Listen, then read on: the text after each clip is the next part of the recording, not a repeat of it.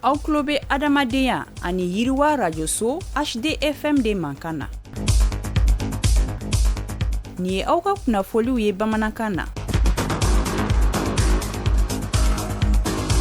aw minnu kɛn bɛ ka bunadamadenya ani yiriwa radio so HDFM sugandi ni k'a kɛ aw ka kibaruya tayɔrɔw ye aw bɛɛ lajɛlen ni yantuma a y'aw bisimila aw ka dɔnkibaru kɛnɛ ka na bi kunnafoni bakurubaw la World Vision Mali maaw u ye wele bila kunnafonidilaw ma ni k'u ka san 2025 baarakɛlenw ka olu fɛsɛfɛsɛ u ye an na kumaw kan bi dɔnkibaru kɔnɔna na ni o tɛmɛna ka bɔ yen sifun jɛkulu kura dɔ kɔni kurumbo karila n'an k'a ma ko generation kura u ye wulikajɔ sabati ni k'u ka baaraw kɔni kurumbo karili kɛ saniya wale ye ɲamakɔrɔkaw fɛ yen nɔ an na kumaw kan bi dɔnkibaru kɔnɔna na ninnu de ye bakurubaw ye kunnafoni wɛrɛw bɛ yen k'a fara minnu kan sɔɔni an bɛna walawalaliw kɛ a y'aw bisimila dɔnkibaru kɛnɛ ka na. Aw tulo bɛ adamadenya ani yiriwa radio so HDFM de mankan na. tabarakala a y'aw bisimila ko kura dɔnkibaru walawalali kɛnɛ ka na i n'a fɔ an bɔra k'a fɔ kunnafoni daminɛw la cogoya min na arabado avrikalo tile gale san 2026 Mayba Palasi la fɛn min ye World Vision maaw u ye wele bila kunnafonidilaw ani u jɛɲɔgɔnw ma waasa u ka san 2025 baarakɛlenw ka u bɛɛ lajɛlen kɔni fɛsɛfɛsɛ ani san 2026 nata u kan ka baara minnu kɛ o kɔnɔna na ka se ka o baaraw kɔni bolodalen jira maaw la a kɛnɛ ka na min ye u ka kunnafonidila min ye Kene Mark Gindo ye a ye dantigɛli kɛ a ye min fɔ an ka jɛ k'o lamɛn. A bɛ san 4 bɔ sisan World Vision ye nin baro sigi an b'a fɔ min ma café de presse kun wɛrɛ t'a la o ye de World Vision a ka baara kɔnɔna na ani a ka baara ɲɔgɔnya kɔnɔna na baara minnu bɛɛ lajɛlen kɛra san 2025 kɔnɔna na ka olu yira mɔgɔw la ni ko mɔgɔw la olu yira minnu y'an dɛmɛ an sera ka baara in kɛ ka yira olu la o bɛ yen ka yira an b'a fɔ minnu ma population olu minnu yɛrɛ ye an b'a fɔ u garijɛgɛlaw u kɛra bénéficiaire ye ni programme na ka yira olu la fana ani ka yira fana bien sûr partenaires techniques et financiers la ani an ma ɲina jamana ɲɛmɔgɔw fana ko autorités ka yira olu kun wɛrɛ t'a la a bɛ fɔ min ma ko redevabilité kɔma segin baara de san daminɛ na n'i ye layidu ta k'i bɛ nin kɛ ni san banna i kan ka na i sigi ka kɔma segin kɛ walasa fɛn minnu kɛra mɔgɔw ka se k'a ye ani o kɛcogo ɲuman o bɛ kɛ cogo min na o ye de ka médiaw fara ni ko média minnu bɛ kumaw kɛ média olu b'a la minnu bɛ sɛbɛnniw kɛ presse écrite olu b'a la minnu bɛ jaw ta olu b'a la donc n'olu welela ka na café de presse la ka baaraw yira u la a cɛri cogo ɲuman a b'olu bolo donc o de kosɔn an ye café de presse initié nin y'a san 4 ye san o san an b'a kɛ ani a jusigilan ye an b'a fɔ min ma transparency jɛlenya ani redevabilité san 2025 kɔnɔna na i ko a y'a ye présentation na a kɛra cogo min na baara fanba bolila fɛn damadama dɔw kan n bɛ se k'a fɔ an ka baara fanba n'an ye an ka musaka yɛrɛ ta minnu bɛ don baara la a fanba taara an b'a fɔ min ma ji saniya ani bɛsɛ bakuruba la eau hygiène assainissement donc wari fanba taara o la o kɔrɔ t'a ye k'a fɔ ko o dɔrɔn de don nka i ko a bɛ se k'a ye cogo min na fana baara fanba fana kɛra ka mɔgɔw dɛmɛ minnu a b'a dɔn u bɛ situation gɛlɛman na situation humanitaire balow b'o la ji b'o la tuguni ani lakanakow b'o la ani fɛɛrɛbɔ wɛrɛ kow b'o la fana ani hali warikow fana b'o la walasa mɔgɔ minnu gɛlɛya kosɔn u bɔr'u ka yɔrɔ la ka taa yɔrɔ wɛrɛ o b'a sɔrɔ u mago bɛ musaka dɔw la walasa k'u ka kɛnɛyako ɲɛnabɔ k'u ka dumuniko ɲɛnabɔ k'u ka jiko ɲɛnabɔ ani fɛɛrɛbɔ wɛrɛw fana donc wari fanba baara fanba dɔ fana kɛra o ye fana ani nin baara bɛɛ lajɛlen na fɛn kelen ka gɛlɛn World Vision ma kosɛbɛ o ye denmisɛnninw ka lakana ye kamasɔrɔ an bɛ fɛn o fɛn kɛ fɛn o fɛn ji ye fɛn o fɛn saniya ye fɛn o fɛn kɛnɛya ye a bɛ ɲɛsin denmisɛnnin de ma donc denmisɛnnin fana tɛ a dama a yɛrɛ ma denmisɛnnin bɛ du dɔ de kɔnɔ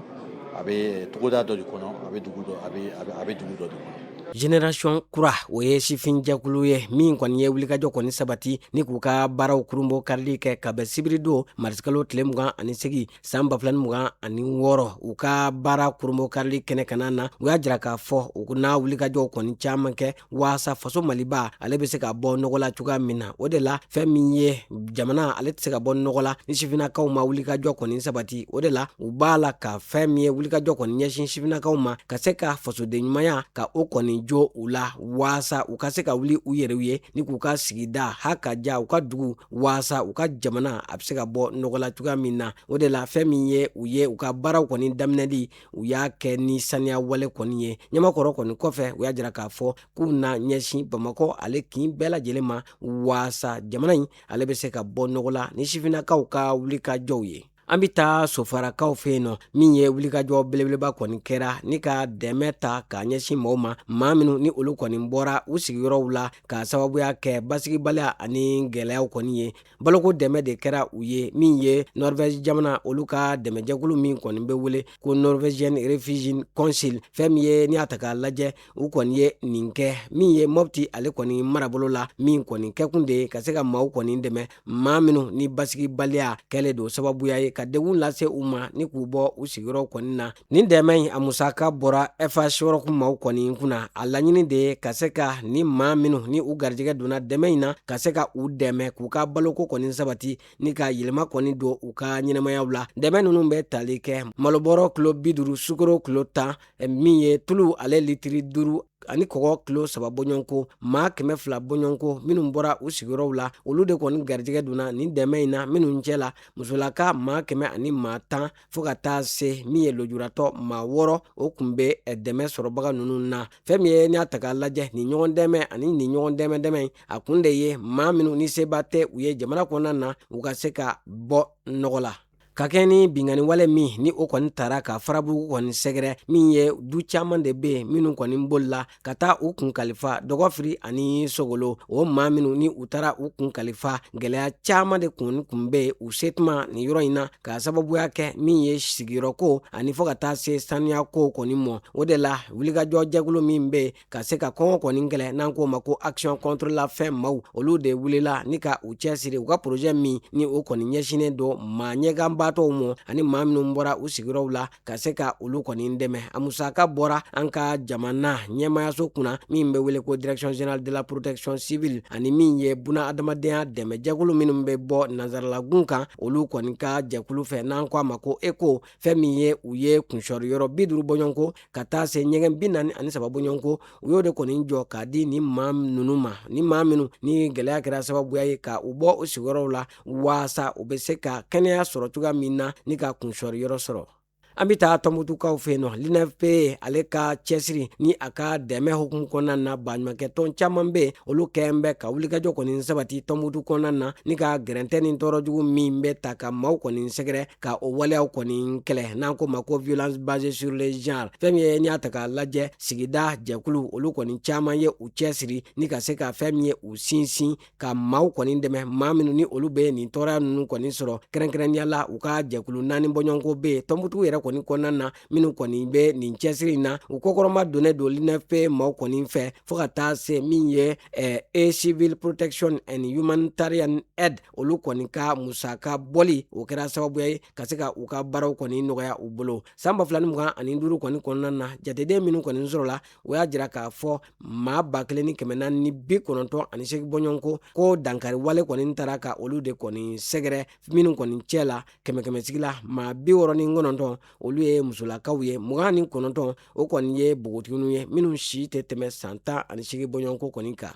An ka jamana kunnafoniyaw kɔfɛ an bɛ taa kɔkan jamana an bɛ taa o kibaruyaw la an b'o daminɛ Moyen-Orient ale kɔni gun kan fɛn min ye ka kɛ ni kɛlɛ min kɔni nun donnen don nin gun kofɔlen kɔni kan min ye Nations Unies olu kɔni ka kulu min sigilen don ka se ka lakana kɔni sabati n'an ko ma ko Conseil de sécurité des Nations Unies fɛn min ye u ye sigi kɛrɛnkɛrɛnnen kɛ ka bɛn tarata tɛmɛnen kɔni mɔ min kɔni laɲinina Faransi jamana fɛ ka kɛ ni baɲumankɛ wale kɛbaw kɛrɛnkɛrɛnnenya la minnu kɔni ye diɲɛ tɔnba ONU olu ka kɛlɛcɛ ye ni an ko ma ko casque bleu o maa sababu ɲɔgɔnko be k'olu kɔni ni tora Liban ale kɔni kɔnɔna na fɛn min ye o de la n'i y'a ta k'a lajɛ Liban ani Israel olu ka kari ɲɔgɔn na ko o de kɔni kɛlen don sababuya ye ni ka ni gɛrɛntɛjugu ani nin tɔɔrɔjugu kɔni wuli Liban ale kɔni kɔnɔna na o de la fɛn min ye u ka ni sigi kɔni senfɛ u ye welewelemada kɔni kɛ min ye ko kɛlɛ ko k'a kun ta ka bɔ min ye diɲɛ tɔnba ONU u ka kɛlɛcɛw kan n'an ko ma ko casque bleu fɛn min ye ko ka dankari olu la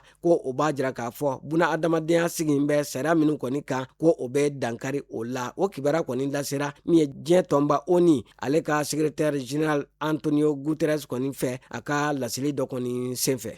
Alisa an bɛ to Moyen-Orient ale kɔni gun kana na ka kɛ ni an bɛ waati min na ko sisan ko kɛlɛ kɔni a jijalen don Moyen-Orient gun kana na ko a bɛna kɛ sababuya ye ka dɔ kɔni fara min ye balo ale kɔni sɔngɔ kan fɔ ka taa se taji fana sɔngɔ kɔni mɔ min ye diɲɛ tɔnba Nations Unies olu kɔni ka cakɛbondaw u kɔni ye o kɔni jira k'a fɔ fɛn min ye ni fɛɛrɛ kɔni ma kɛ ka dansigi nin kɛlɛ in kɔni na ko a bɛna kɛ sababuya ye ka gɛlɛya lase maaw ma maa minnu ni olu kɔni gɛlɛya b'u kan ka kɔrɔ fɛn min ye k'a bɛna dɔ fara kɔngɔ kɔni kan diɲɛ kɔni kɔnɔna na kɛrɛnkɛrɛnnenya la min ye maa minnu bɛ ni olu kɔni dahirimɛ tɛ u bolo ka kɔrɔ ko dɔ bɛna fara nin bɛɛ lajɛlen kan min ye diɲɛ tɔnba min kɔni sigilen don baloko sabatili kama ni o ye PAM maaw ye olu kɔni ye a jira k'a fɔ ko maa dɔw kɔni bɛ yen ko baloko dɛsɛ kɔni kun dara olu ka kaba. An bɛ taa Liban ale kɔni kibaraw la fɛn min ye n'i y'a ta k'a lajɛ ko waati min Israel jamana kɔni b'a la ka bɔmujugu ka o kɔni jigin min ye Liban ale kɔni jamana kɔni kan ka kɛ ni Hezbollah ni o kɔni ye kɛlɛ dɔ kɔni nun don ka ɲɛsin Israel ma ko o tasara kɔni bolo ma fɛn min ye ko Israel b'a la ka min ye Liban dugu ka o kɔni gosi ko o kɛra sababuya ye ni ka maa ba yirika kɔni bɔ u sigiyɔrɔw la ka taa u kɔni kun kalifa fɛn min ye n'i y'a ta k'a lajɛ diɲɛ tɔnba Nations Unies olu kɔni ka laseliw kɔni na fɛn min ye ko ni fɛɛrɛ kɔni ma ta ni ka wulikajɔ kɔni sabati ko maa caman de bɛ minnu kɔni bɛna tɔɔrɔ kɔni sɔrɔ min ye nin kɛlɛ in kɔni senfɛ o de la u b'a la ka fɛɛrɛw kɔni tigɛ waasa kɛlɛ in bɛ se ka dan sira la cogoya min na. An lamɛnbaaw an b'aw bɛɛ lajɛlen fo ka bɛɛ lajɛlen waliɲuman dɔn kunnafoniya minnu tun bɛ an bolo bunadamadenya ni yiriwa arajoso HD FM sanfɛ o de tun ye ninnu ye a y'aw sɔgɔlen to an ka fiɲɛ sira la ni o ye 96 tɔmi murumuru fu fɛn min ye ka taa se an ka bɔlɔlɔ siraw bɛɛ lajɛlen ma ala siraw ma balimakɛ n'aw denkɛ Idrissa Badini fɛ maa min tɛgɛ bɛ nɛgɛw la o ye Jose Tera ye a k'an bɛɛ waati wɛrɛw la.